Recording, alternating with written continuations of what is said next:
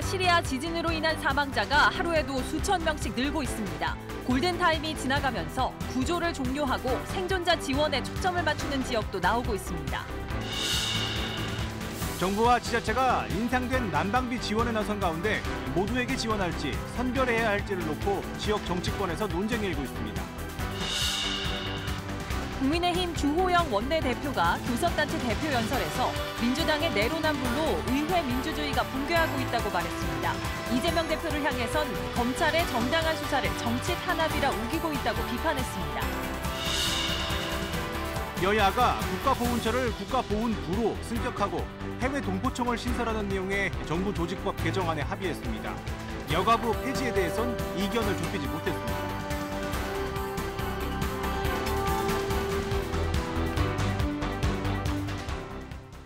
여러분 안녕하십니까. 대전, 세종, 충남 7시 뉴스. 오늘도 튀르키예와 시리아의 지진 소식으로 시작하겠습니다.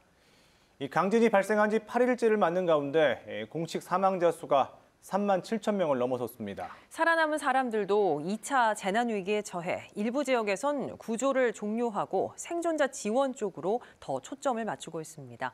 보도에 정재주 기자입니다. 잔해 속에서 무려 182시간을 버틴 13살 소년이 세상의 빛을 보는 순간입니다.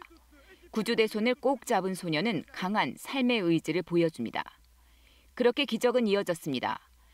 카라만마라슈에선 183시간 만에 10살 소녀가, 안타키아에서는 176시간 만에 여성이 구조됐습니다. 하지만 시간이 흐를수록 희망은 잦아드는 분위기입니다. 튀르키예와 시리아의 사망자 수가 3만 7천 명을 넘겼습니다. 21세기 들어 역대 6번째로 많은 인명피해를 낳은 자연재해가 됐습니다. 5번째로 많은 사망자를 낸 재난은 2005년의 파키스탄 대지진으로 당시 사망자는 7만 3천 명이었습니다. 살아남은 사람들도 영하의 강추위와 배고픔, 추가 여진, 또 위생 문제로 2차 재난에 노출돼 있습니다. Biz nasıl edeceğiz? Bu saatten sonra biz de bilmiyoruz. Elektrik zaten yok, su yok, hiçbir yere gidemiyoruz. Çadırın başında bekliyoruz. Soğuk oluyor. Ufak çocuklar var. Şimdi gene bizim için hiçbir şekilde. 실제 튀르키예 남부에선 성인들에게 전염성이 매우 강한 피부병인 옴이 발생했고 어린이들은 설사에 시달리고 있다는 현지 언론 보도가 나왔습니다. 이런 이유로 피해가 극심한 카라만마라슈의 7개 지역에선 매몰자 구조를 종료하고 생존자 후속 지원 쪽으로 초점이 옮겨지는 것으로 전해졌습니다. 피해 지역을 떠나는 행렬도 이어지고 있습니다. 11만 채 가까운 건물이 무너진 튀르키예에서는 40만 명 넘게 떠났습니다. 시리아의 경우 유엔 집계에 따르면 530만 명이 거처를 잃었고 20만 명이 피해 지역을 떠났습니다. KBS 뉴스 정재주입니다. 네, 보신 것처럼 이 처참한 튀르키예 현지 상황이 계속 전해지면서 이를 돕고자 하는 온정도 확산하고 있습니다.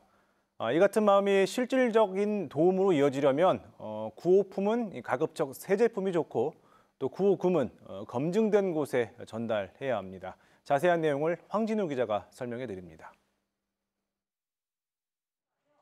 주민자치위원들과 자원봉사자들이 주민들이 전달한 튀르키예 구호품의 상태를 꼼꼼히 살핍니다.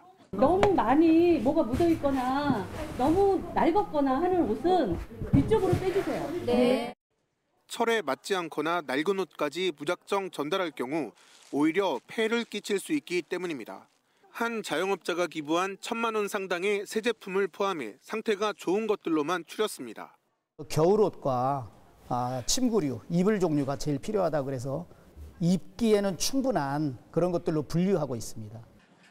이 회사는 방한복과 방한모자 등 20만 달러 상당의 새 제품을 직접 구매해 보내기로 했습니다. 이 현지 법인의 협력사 가족 및 직원들 또한 이제 피해 사실이 있다는 사실을 듣고 빠른 도움이 되고자 구호물품을 준비하게 되었습니다. 이처럼 구호품은 가급적 새 제품으로 전달하는 게 좋습니다. 전국 각지에서 구호품이 도착하고 있는 물류창고에서도 쓸 수 있는 것들만 튀르키예로 보냅니다. 보내지 않는 물품은 따로 분류해 보관하고 있는데 얇은 가을옷이나 청바지, 신던 신발 등이 눈에 띕니다. 구호금을 전달할 경우에는 검증된 단체인지를 따져봐야 합니다. 신뢰할 수 있는 국제기구에 기부금을 전달하거나 주한 튀르키예 대사관이 개설한 계좌로 직접 후원하는 게 좋습니다. 주한 튀르키예 대사관은 수배 중인 테러 조직 구성원이 소셜 미디어를 통해 모금 활동을 벌이고 있다며 주의해 줄 것을 당부했습니다. KBS 뉴스 황진우입니다. 네, 이번엔 튀르키예 유학생을 통해 현지 상황과 또 우리가 도움을 줄 수 있는 건 무엇인지 조금 더 자세히 들어보겠습니다. 충남대 경제학과 4학년에 재학 중인 쿠축 알페르 씨 직접 자리에 나와 있습니다. 어서 오십시오. 예, 안녕하세요. 예, 먼저 좀 위로의 말씀을 드리면서 시작을 하겠습니다. 혹시 가족이나 친지 또 지인분들 중에서 지진으로 혹시 피해를 입으신 분들이 현재 계신가요? 뭐 가족이나 친족 중에 없고 예. 뭐 친구 가족이 피해를 맞았지만 뭐 다친 사람은 없어요. 예, 그나마 다행이네요. 예. 지금 그 지진이 난 곳과 연락도 되고 있습니까? 딱 그곳으로 연락되는 사람이 없는데요. 예. 그래도 현장에서 사람들이 계속 뭐 SNS 통해서 영상이나 글 계속 올리고 있거든요. 예. 그 상황을 보여주고 있는 사람들도 많이 있더라고요. 거기를 계속 주시하고 계시군요. 예, 거의 일주일 동안 뭐 유튜브나 방송 보면서 지냈어요, 저도. 저희 언론에서도 많이 보도를 하고 있습니다만 예. 지진 발생한 지 벌써 열흘이 가까이 다 돼가고요. 예. 그런데 현지랑 연락을 하고 계시니까 현지 상황 예. 좀 더 자세히 전해주신다면요.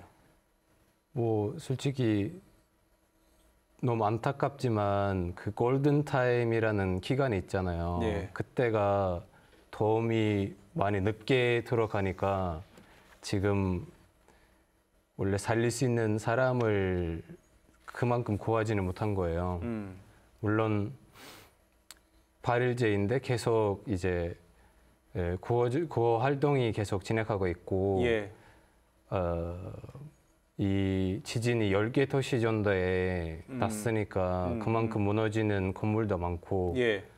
아직 관리자분들이 직접 가지 못한 곳도 되게 많이 있더라고요. 정부에서 아직 접근하지 못한 곳도 많다. 예, 그래서 뭐 나오는 영상들 보면은 예. 지금 뭐 쓰러진 건물 앞에서 가족들이 다 기다리고 있더라고요. 예. 언제가 정부 와서 이 시체라도 내 아들, 내 아버지 꺼내냈으면 좋겠다라고 기다리고 계시더라고요. 지금 말씀하셨지만 그 무너지지 않은 건물에도 지금 들어가지 못하고 예. 현지에서는 그렇게 지금 지내고 있는데 우리나라에서도 이 피해민들을 돕겠다 이러면서 뭐 문의가 잇따르고 있습니다. 현지에서 가장 필요한 물품 뭐라고 보세요? 지금 현지에서 특히 이 지진 2개 났잖아요. 하나뿐만 아니라 2번 났고 2번 나는 만큼 여진도 계속 늘어나고 있는 거예요. 계속 여진이 나고 있고 무너지지 않은 칩도 위험한 상황이에요. 그래서 못 들어가는군요. 예, 사람들이 못 들어가는 거예요. 다들 길거리에서 자다 보니까 가장 필요한 부분은 뭐 텐트, 겨울옷, 예. 아니면은 보트 막 그런 부분들 되게 중요하더라고요. 예. 이 사람들이 그 피난처가 필요한 거예요. 예, 쉘터라고 뭐 어디 들어갈 수 있는 데가 필요한 거예요.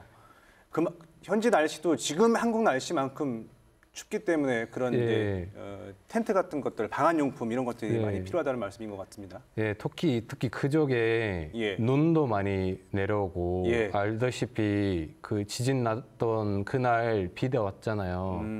그래서 이 영하로 떨어지는 그 날씨에 또 사람들이 조주면은 날씨 때문에 죽은 사람들도 있는 거예요. 현재? 예, 현재. 그래서 텐트가 가장 먼저이고 물론 정부가 우리가 뭐 컨테이너 칩을 세우겠다고 했지만 그것도 세울 때까지 얼마나 걸릴지 아무도 모르는 거예요. 1주, 2주, 3주, 한 달. 걸릴 수가 있으니까 지금 당장 필요한 거는 주민들이 피해자분들이 쉴 수 있는 텐트와 방한용품이다 말씀을 하셨고 자, 이런 용품들을 보내주고 싶은 마음을 가진 한국 분들 많으실 거예요. 그런데 개인이 직접 보내시기는 힘들 것 같은데 어디를 통해서 보내면 그나마 빠르게 신속하게 그 현지에 도착할 수 있는 겁니까? 저 진짜 먼저 하고 싶은 말을 이렇게 도와주려고 하신 사람들한테 너무 감사한 마음을 전하고 싶어요. 진심으로. 이런 어려운 상황에서도 도와주려고 하시니까 너무 감사하고 현재 터키 대사관이 이 도움 물품들 다 모이고 있는 상황이고 네. 원하시면은 그쪽 문의 연락처가 있어요. 주한 튀르키예 대사관에 직접 문의를 하시라. 네. 거기가 가장 빠르군요. 예. 예. 저기 봉사하시는 분들 계속 연락을 받고 있으니까 한국어든 터키어든 영어든 다 가능하니까 편하게 저기 전화하시면 되고. 지금 화면으로 나가고 있습니다. 저기 있는 연락처로 이제 한번 문의하시면은 그때 이제 가장 필요한 물품 뭔지 뭐 성금하고 싶은 사람한테 뭐 안내하거나 뭐 그런 것도 다 하실 겁니다. 아, 알겠습니다. 주한 튀르키예 대사관을 통해서 지원을 하겠다고 의사를 전달하면 가장 빨리 도착하게 될 것이다. 여기까지 듣겠습니다. 오늘 말씀 고맙습니다. 네, 감사합니다.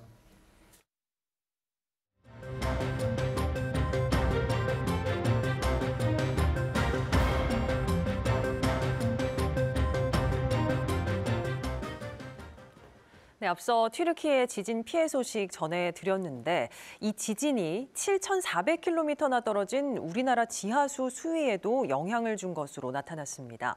규모 7.8의 본진 이후 경북 문경의 지하수 수위가 한때 최고 7cm나 상승했는데 땅속 환경의 영향이 확인됨에 따라 지속적인 연구가 필요할 것으로 보입니다. 박장훈 기자입니다. 튀르키예에서 7,400km 떨어진 우리나라의 지반과 지하수 수위에 영향을 끼친 건 규모 7.8과 7.5의 본진과 여진이 일어난 때입니다. 한국지질자원연구원의 국내 11개 지하수 관측정 가운데 경북 문경과 강원도 강릉 두 곳에서였습니다. 지진 발생 11분 만에 지진파가 감지됐고 이후 30여 분 동안 지하수 수위가 계속 변화한 것으로 나타났습니다. 규모 7.8의 본진 발생 이후 경북 문경은 수위가 최고 7cm, 강원도 강릉은 3cm 올라갔고 규모 7.5의 여진 이후엔 문경에서만 수위가 3cm 내려갔습니다. 지진파가 결국 지하 지진을 통과를 하면서 지하수 대수층 주변의 암석들의 압축 팽창을 유발시키고 그로 인해 지하수 관장의 지하수 수위가 상승 하강을 반복하게 됩니다. 연구팀은 2011년 규모 9의 동일본 대지진은 물론 2021년 9,300km나 떨어진 뉴질랜드에서의 규모 7.8 강진 때도 국내 지하수 수위 변화가 관측됐다고 밝혔습니다.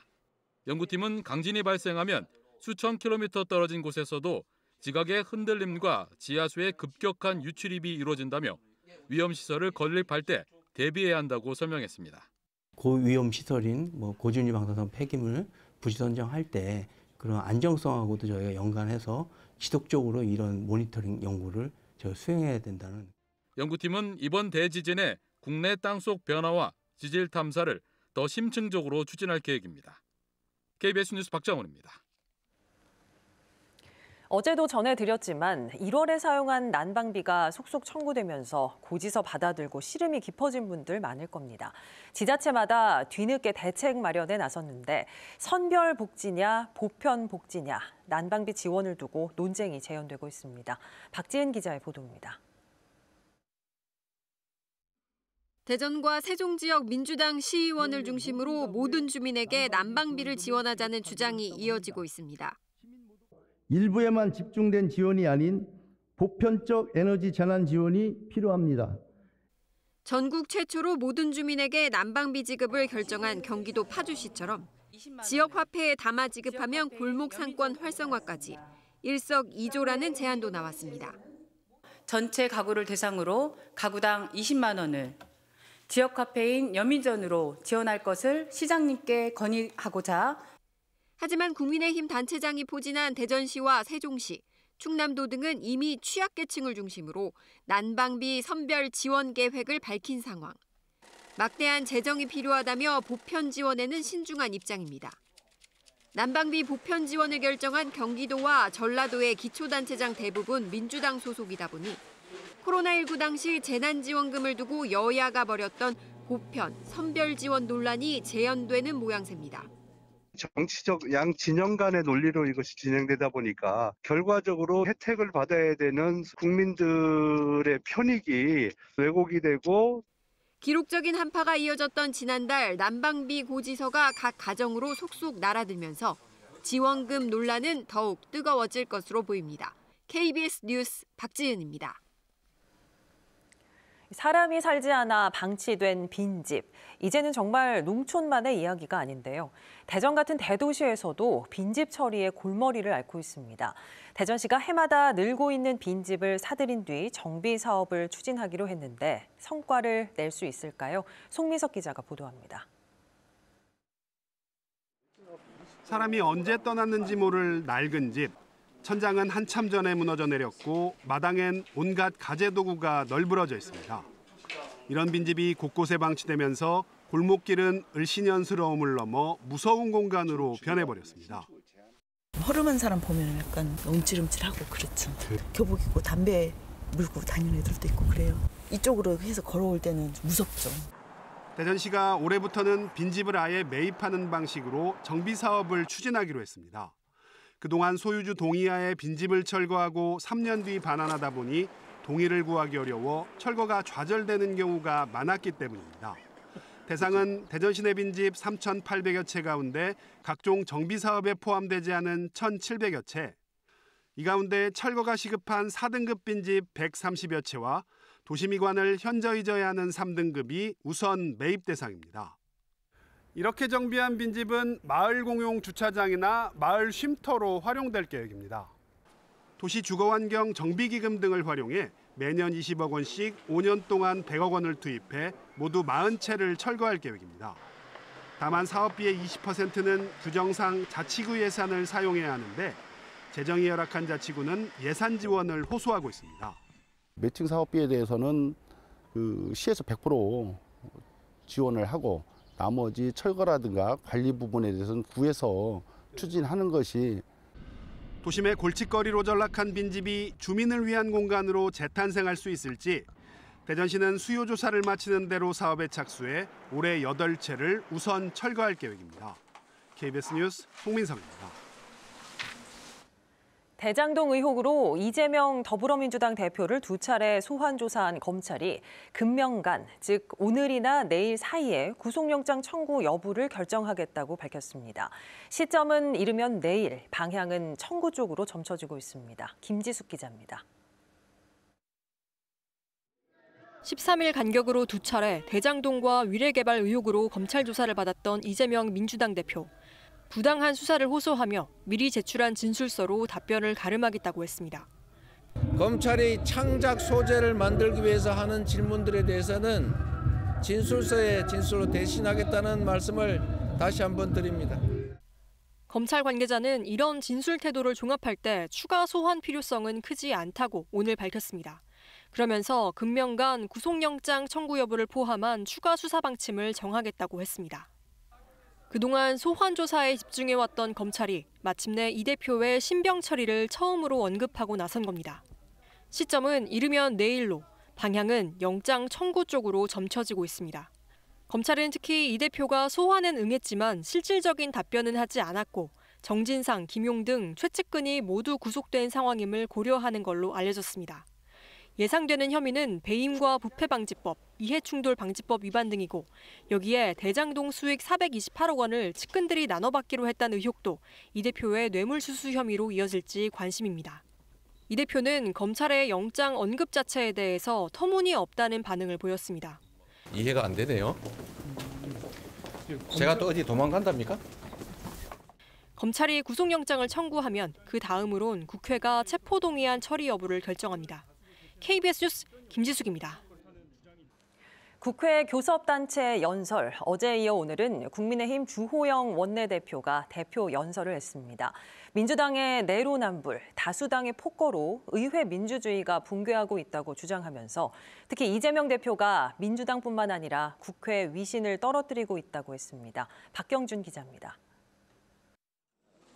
주호영 원내대표는 국회와 정치권이 법률 위반과 막말, 가짜뉴스 등으로 불신의 대상이 된 점이 두렵다고 운을 뗐습니다. 특히 민주당을 겨냥해 이른바 내로남불이 불신의 중요한 이유가 됐다고 직격했습니다. 여당일 때와 야당일 때가 다릅니다. 양당 공히 이런 현상이 있지만은 특히 민주당에게서 두드러집니다. 민주당 정권 5년 전체가 내로남불의 역사였다고 합니다. 근거로는 지난 문재인 정권의 인사와 재정, 입법과 함께 적폐청산, 민주주의 타령 등을 꼽았습니다. 지금도 절대다수 의석을 가진 민주당의 폭거로 의회 민주주의가 급격히 붕괴되고 있다고도 했습니다. 민주당은 압도적 다수 의석을 차지하자마자 합의의 핵심 요소들을 대부분 무력화하면서 의회 민주주의를 형해화하였습니다. 이재명 대표를 겨냥해선 검찰의 정당한 수사를 정치 탄압이라 우기고 있다며 비판했습니다. 여러 가지 부정부패 혐의를 받고 있는 것은 더불어민주당뿐만 아니라 국회 전체 위신을 떨어뜨리고 있습니다. 국회의원 윤리강령을 일일이 낭독한 주 원내대표는 연설 도중 국민의힘 의원들의 호응도, 민주당의 야유도 자제시키며 신뢰받는 국회를 강조하기도 했습니다.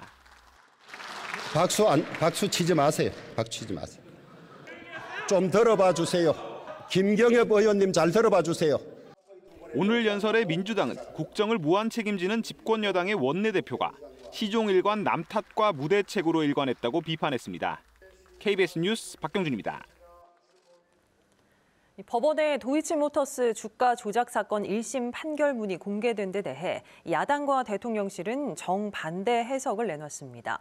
민주당은 사실상 김건희 여사의 혐의가 인정됐다며 특검 도입을 거듭 촉구했고, 대통령실은 김 여사가 가담하지 않았다는 것이 명백히 드러났다면서 민주당이 판결문 내용을 왜곡해 가짜 뉴스를 퍼뜨린다며 유감을 표했습니다. 임종빈 기자입니다.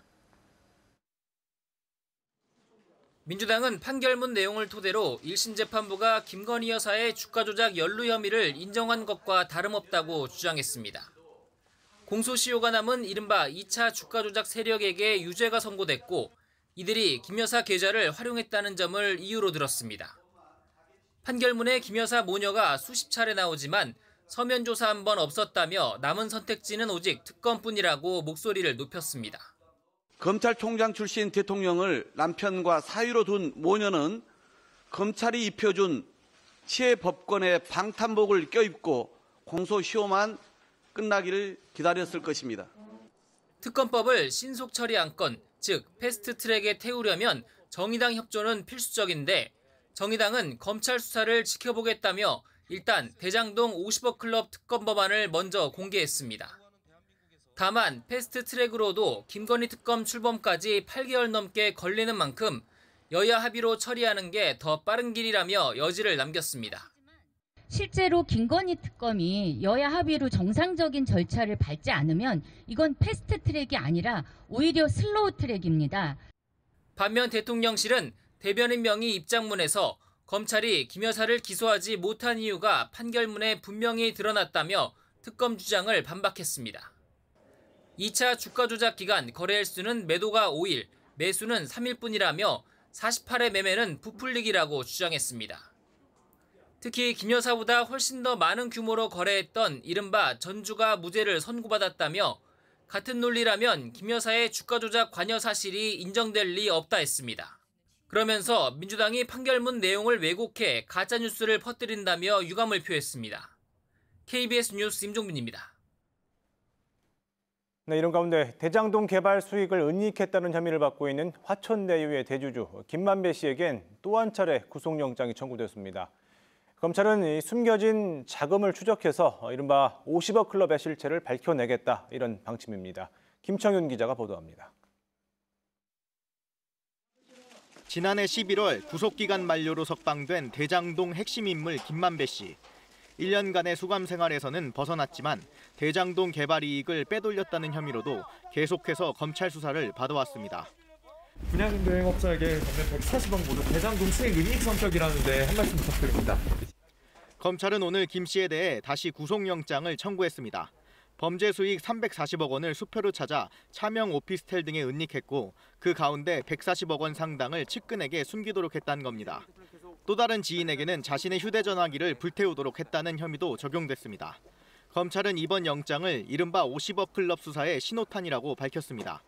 김 씨가 대주주로 있던 화천대유로부터 각각 50억 원씩 받기로 한 유력 인사들의 명단이 있다는 의혹입니다. 정영학 회계사의 녹취록과 복수의 제보에 의하면 50억 약속 그룹으로 권순일, 박영수, 곽상도, 김수남, 최재경, 그리고 홍모 씨입니다. 하지만 검찰은 곽상도 전 의원만 재판에 넘겼고 그마저도 최근 1심에서 무죄가 나왔습니다. 그 부분은 저한테 책임을 물어야 될 게 아니고 저하고는 전혀 무관한 사항입니다. 판결과 수사에 대한 비판 여론이 불거진 가운데 검찰은 김만배 씨의 은닉 자금을 추적해 수사에 활로를 뚫겠다는 계산입니다. 검찰 관계자는 김 씨가 숨긴 범죄 수익이 50억 클럽 관련자에게 로비 명목으로 흘러갔을 가능성을 염두에 두고 있다고 밝혔습니다. 이 돈을 쫓는 전담팀까지 만들었습니다. 하지만 국회에서는 검찰을 더 이상 신뢰할 수 없다며 정의당이 50억 클럽 특검법 초안을 공개하기도 했습니다. KBS 뉴스 김청윤입니다. 네, 여야가 국가보훈처를 국가보훈부로 승격하고 또 재외동포청을 신설하는 내용의 정부 조직법 개정안에 합의했습니다. 하지만 윤석열 대통령의 핵심 공약이었던 이 여성가족부 폐지를 두고선 이견을 좁히지 못했습니다. 방준원 기자입니다. 윤석열 대통령이 후보 시절 공약한 재외동포청 신설. 재외동포청을 신설하여 재외동포의 권익보호를 체계화하겠습니다. 여야가 협의 끝에 외교부 산하에 재외동포청을 신설하고 국가보훈처를 국가보훈부로 격상하는 내용의 정부조직법 개정안에 합의했습니다. 재외동포 사무를 보다 원활하게 관장하고 국가유공자 예우와 지원 등을 강화하자는 취지입니다. 이런 내용을 담은 개정안을 오는 24일 본회의에서 처리하기로 했는데 이럴 경우 윤석열 정부 출범 9개월여 만에 첫 정부조직 개편이 이뤄집니다. 여야는 다만 윤 대통령의 핵심 공약인 여성가족부 폐지에 대해선 이견을 좁히지 못했습니다. 국민의힘은 새 정부 이념에 맞게 국가를 경영할 수 있도록 여가부를 폐지해야 한다고 주장한 반면 민주당은 그 기능을 오히려 확대해야 한다는 입장입니다. 대국민 약속이었고 공약이었기 때문에 폐지의 방침에는 변함이 없습니다. 민주당에서는 이 부분에 대해서 동의를 안 하셨습니다. 모든 문제를 다 한꺼번에 처리하지 못했습니다만 단계적으로 합의한 것은 또 합의한 대로 그러지 못한 부분은 여야 원내대표 간에 또 지속적으로 협의를 통해서 여야는 정권이 바뀔 때마다 반복된 이른바 알박기 인사 논란을 피하기 위해 공공기관장 임기를 대통령과 일치시키는 법안에 대해서도 논의했지만 전 정부에서 임명된 현재 기관장의 거취 문제를 두고 평행선을 달린 것으로 전해졌습니다. KBS 뉴스 방준원입니다. 네, 이 반려동물을 키우는 사람들이 이제 1,400만 명에 육박하고 있지만 법과 제도는 아직 현실을 따라가지 못하고 있습니다. 아직 법에서는 이 가족과 같은 이 반려동물이 치료를 받다 죽어도 그 진료 기록을 확인할 수 없게 돼 있어서 관련 분쟁이 갈수록 늘고 있습니다. 한솔 기자가 취재했습니다. 14년간 가족처럼 함께한 반려견을 떠나보낸 박광혜 씨. 박 씨의 반려견은 동물병원에서 수술을 받다 깨어나지 못했습니다.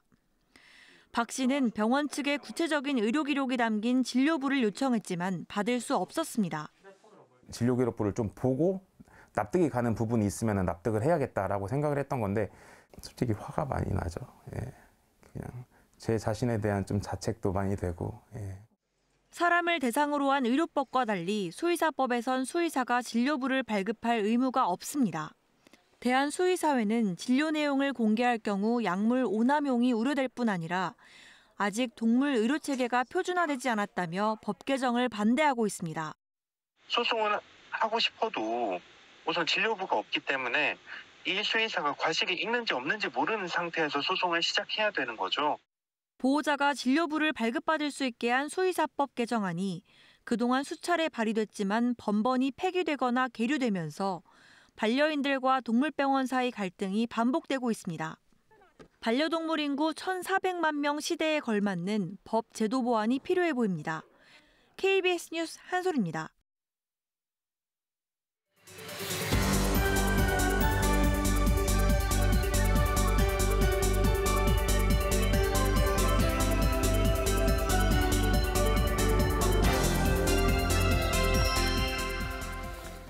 뉴스에 깊이를 더하는 시간 뉴스 더하기 김현수입니다.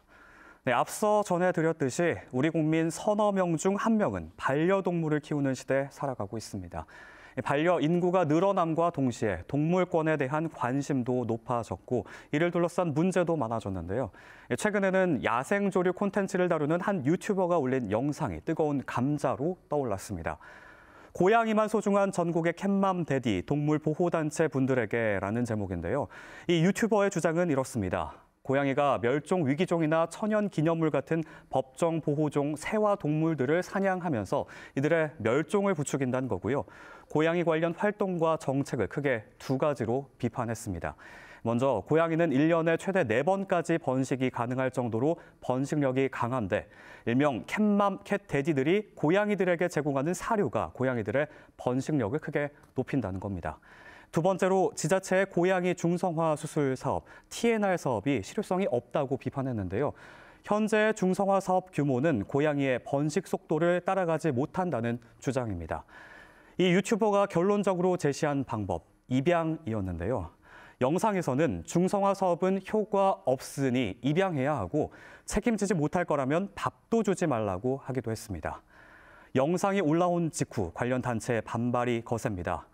고양이 학대 타파를 표방하는 단체 팀캣은 SNS를 통해 새 애호가적 시선으로 만든 논리 없는 영상이고 개인의 생각을 일반화시켜 동물권에 좋지 않은 영향을 미치는 유튜버라면서 강도 높게 비판했습니다. 사료를 주면 안 된다는 주장에는 새 말고 다른 야생동물은 굶어 죽어도 된다는 논리라고 했고요. 지자체의 중성화 사업이 실효성이 없다는 건 본인의 단순한 계산이라면서 반박했습니다. 그런데 이번 논란도 그렇지만요. 그동안 야생 고양이가 사회적 논란이 될 때마다 명확한 해결책이 나오진 못했습니다. 이렇게 서로에게 생채기 내기로 마무리될 때가 많았는데요. 우리나라에선 개체수를 비롯해 고양이를 둘러싼 생태계 등 명확하고 규모 있는 분석이나 조사 결과가 없기 때문입니다. 동물권 행동 카라도 이번 사태를 두고 안타까운 목소리를 냈습니다. 고양이 편, 새 편 이렇게 좀 이분법적으로 나눠서 생각하자는 게 아니잖아요. 결국 이제 모든 책임은 대부분 이제 인간에게 있는 것이 좀 다 알고 있는 사실이니까 그런 만큼 또 생태계 보호를 논하기 위해서 짚어보고 논의해야 될 이런 요소들은 굉장히 복합적이고 유기적으로 얽혀 있다는 게 제 생각이거든요. 동물권 문제와 야생 고양이 문제는 계속해서 사회적 문제로 떠오르고 있지만 담당하는 정부 부처도 제각각입니다. 길고양이는 농림축산식품부, 들고양이는 환경부가 관리하는데요. 같은 고양이더라도 어디에 사느냐에 따라서 다른 법을 적용받습니다. 시대 변화에 따라서 동물을 통합해서 전담하는 정부 부처가 필요하고 체계적이고 통일된 관련 법이 마련돼야 한다는 주장도 나오고 있고요. 논의해야 할 문제는 산적해 있는 상황이죠. 이 모든 건 사람 때문에 생긴 일. 이번 논란의 모든 목소리가 교차하는 지점인데요. 그런데 이 지점을 중심으로 또다시 고양이 편, 새 편, 혹은 또 다른 어떤 동물 편이 같은 목소리를 냈던 사람들의 잣대로 갈갈이 찢어졌다는 사실은 아이러니하지 않을 수 없습니다. 다시 같은 출발점으로 돌아가서 모든 생명이 조화롭게 공존할 수 있는 방법에 함께 머리를 맞댈 순 없을까요? 지금까지 뉴스더학이었습니다.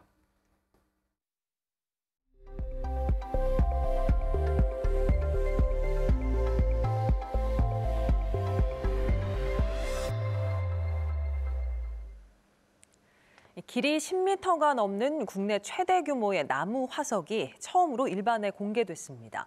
2천만 년 전 한반도의 식생 환경을 보여주는 중요한 자료로 가치가 인정돼 천연기념물로 지정됐습니다. 홍정표 기자입니다. 마치 살아있는 나무를 통째로 옮겨놓은 듯 울퉁불퉁한 나뭇결과 군데군데 자리 잡은 옹이가 선명합니다. 실제 나무처럼 보이지만 2천만 년 전 한반도에 자라던 나무가 퇴적층에 묻혀 돌처럼 굳어진 화석입니다. 길이는 10.2m, 폭은 최대 1.3m에 이릅니다.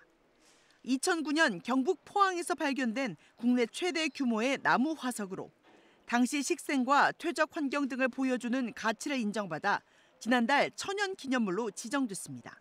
표면 구조가 오늘날 나무의 모습을 보이고 있는 것처럼 아주 생생하고요. 그리고 온전하게 10m 이상의 길이가 나왔다는 것으로.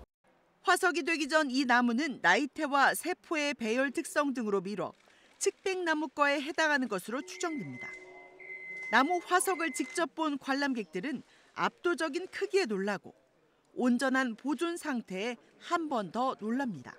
형태가 그대로 보존이 돼 있어가지고 이게 돌이라는 게 어떻게 보면 원형이 어느 것도 다 될 수 있다라고 생각이. 문화재청은 추가 보존 처리와 공간 확보를 통해 이 나무 화석을 상설 전시하는 방안을 검토하고 있습니다. 이번 특별 공개 행사에서는 국내에서 발굴된 신생대 고래 골격 화석과 신종 공룡으로 인정받은 네 발로 걷는 조각류 공룡의 발자국 화석 등도 선보입니다. KBS 뉴스 홍정표입니다. 대전 120 콜센터 노동조합은 대전시청에서 공공부문 비정규직 전환을 요구하는 기자회견을 열고 이장우 대전시장에게 직접 고용을 요구했습니다. 120 콜센터 상담사들은 민원 콜센터를 운영하는 전국 54개 자치단체 중 40%가 넘는 24곳이 직접 고용으로 전환했고 특히 광역시는 대전을 빼고 모두 공무직과 상담직으로 정규직 전환을 마쳤다며 처우 개선을 요구했습니다. 대전 지역의 전세 사기 피해자에게 최대 2년까지 임시거처가 지원됩니다. 대전시는 보증금을 받지 못하고 퇴거당한 세입자에게 한국토지주택공사와 대전도시공사가 보유한 매입 임대주택을 임시거처로 제공하기로 했습니다. 전세 사기 피해자는 시세의 30% 이하 임대료를 내고 2년까지 거주할 수 있습니다. 지난달까지 전세 피해 지원센터에 접수된 대전 지역 피해 사례는 23건입니다.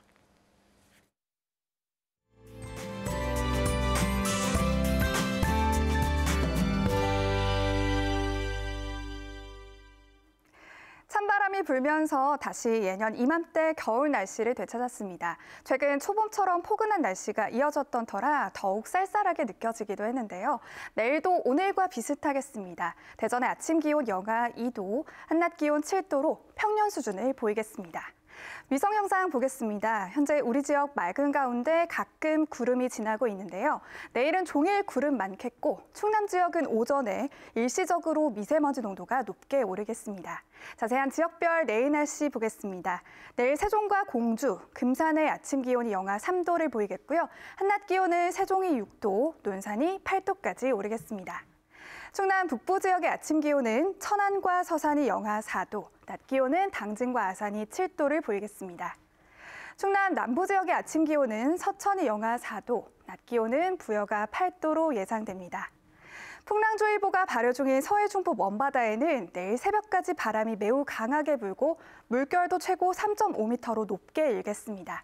항해나 조업하는 선박은 안전사고에 각별히 유의하시기 바랍니다. 모레 아침부터 낮까지 충남 북부 서해안에 눈이 조금 날리겠고요. 금요일 낮부터는 다시 예년 기온을 웃돌면서 포근하겠습니다. 기상정보였습니다. 네, 튀르키예와 시리아의 지진 소식 듣고 구호 물품 전하려는 분들 적지 않으실 텐데요. 이런 선의를 악용하는 단체도 나오고 있어서 주의하셔야겠습니다. 주한 튀르키예 대사관은 글로벌 비즈니스 얼라이언스라는 조직이 대사관을 도용해 허위로 모금하고 있다고 공지했는데요. 구호 물품과 성금 전달을 원하는 분들은 가급적 대사관 또는 잘 알려진 단체를 통하셔야겠습니다. 7시 뉴스 마칩니다. 여러분 고맙습니다.